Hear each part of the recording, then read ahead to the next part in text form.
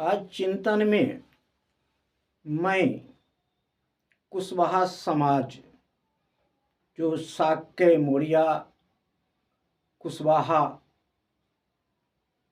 और मुराव, महतो, सैनी इत्यादि नाम से जाना जाता है, उस समाज का मैं बात करने जा रहा हूँ। आज कुशवाहा समाज का राजनीति में भागीदारी न के बराबर है, जिसके कारण आज कुशवाहा समाज भिन्न भिन्न दलों में बटा हुआ है। यहाँ तक कुशवाहा समाज भी कई भागों में बटा हुआ है। सैनी, मौर्य, कुशवाहा, मुराव, महतो ये सब भी आपस में बटे हुए हैं। मोतीलाल शास्त्री ने सबको इकट्ठा करने का काम किया था। उसके बाद फिर बिखरने लगा और उस समय से बिखरता ही गया।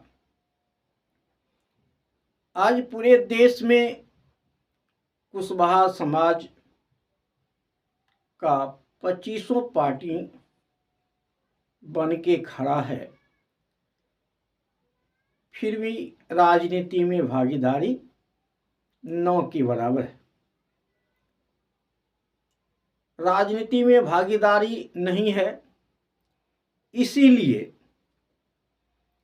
कहीं भी उच्च पदों पर कुशवाहा समाज की भागीदारी नहीं है, उसका प्रतिनिधित्व कहीं भी नहीं है। आज कुशवाहा समाज को कि कोई भी पार्टी भाव नहीं दे रहा है, क्योंकि कुशवाहा समाज के 25 दल बने हुए हैं और अलग अलग पार्टी में बनकर के जितने राज्य हैं उतने दल हैं। एक एक राज्य में कई कई दल बन चुका है। लेकिन आज स्वामी प्रसाद मौर्य द्वारा जो पार्टी बनाई गई या जिस पार्टी में उन्होंने अध्यक्ष बनने के लिए आए, उसकी एक खास बात है कि उसमें कईक पार्टी सम्मिलित हैं और समाज के सभी वर्ग विशेष का उसमें भागीदारी है। हम इसके लिए एक उपलब्धि मानते हैं। आज जो बीजेपी के साथ है कुशवाहा समाज का पार्टी, जैसे उपेंद्र कुशवाहा हो और जो भी कोई पार्टी समाज का है जो बीजेपी के साथ है, तो ठीक है, वो बीजेपी के साथ है। जो बीजेपी के साथ नहीं है, उस पार्टी को स्वामी प्रसाद मौर्य जी के साथ आ जाना चाहिए या स्वामी प्रसाद मौर्य जी उन्हें आने का निमंत्रण दें कि वो पार्टी में आ जाएं। क्योंकि यहाँ दो ही गठबंधन की लड़ाई है। एक तरफ इंडिया गठबंधन, दूसरी तरफ एनडीए गठबंधन। इसके बाद जो भी लड़ाई लड़ेगा या तो सत्ता पार्टी को जिताने के लिए लड़ेगा और इंडिया गठबंधन को हराने के लिए लड़ेगा, क्योंकि सभी तो आज सत्ताधारी पार्टी से लड़ते हैं, लेकिन इस समय इंडिया गठबंधन एनडीए गठबंधन में नहीं आने से उनका भविष्य खतरे में पड़ेगा। वो जीत तो सकते ही नहीं, लेकिन इंडिया गठबंधन को हरा देंगे। इसलिए स्वामी प्रसाद मौर्य ने कहा कि हमें सीट मिले या न मिले, हमें इंडिया गठबंधन के साथ रहना है, क्योंकि एक लक्ष्य है उन्हें कि जो आज सत्ताधारी पार्टी है वह संविधान के ऊपर प्रहार कर रही है। संविधान को बचाना सबसे पहले जरूरी है। अगर संविधान बचेगा तो हम भी बचेंगे, हमारी पार्टी भी बचेगी, हम पुनः आपस में लड़ेंगे और जीतेंगे। स्वामी प्रसाद मौर्य को आज बहुत अच्छे निगाहों से जनता देख रही है और उनके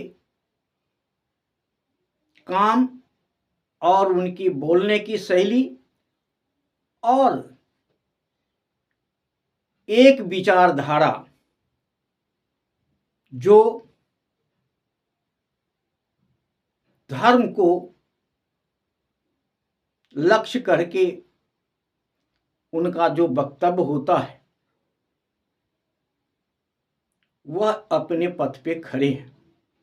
आज जिस प्रकार सत्ताधारी पार्टी ने धर्म को आड़ लेकर के सत्ता में आ रही है, तो यह संविधान के लिए बहुत बड़ा खतरा है और आगे चल करके संविधान खत्म करने की साजिश आरएसएस को है और वह करेगी। इसलिए जितने भी समाज के दल हैं वह इंडिया गठबंधन के साथ हो जाएं तो आपका महत्व बना रहेगा और आगे आपका अपना हक मिलेगा। जब तक आपके पास शक्ति नहीं रहेगा तब तक कोई आपका हक नहीं दे सकता। भले ही आप एक दूसरे को हरा दें और किसे आप हराएंगे यह सबको पता है। अगर आप इंडिया गठबंधन के साथ नहीं आते हैं तो आप बीजेपी के जिताने के लिए लड़ाई लड़ रहे हैं। अगर बीजेपी को जिताने के लिए लड़ाई लड़ रहे हैं तो क्या बीजेपी आपको हक क्यों नहीं दे रही है? जब बीजेपी को जिताने के लिए लड़ रहे हैं और आपको हक नहीं मिल रहा है तो इसका मतलब है कि आप दबाव में चल रहे हैं। अगर दबाव में आप नहीं चलते तो इंडिया गठबंधन के साथ आपको होना चाहिए था। और मैं आशा करता हूं कि आप सब स्वामी प्रसाद मौर्य जी के साथ मिलकर के एक तीसरा खड़ा कर सकते हैं, तीसरा मोर्चा खड़ा कर सकते हैं। लेकिन इस वक्त जरूरत है इंडिया गठबंधन को साथ देना, और मैं यही चाहता हूं। इतना ही कह करके जय हिंद, जय भारत।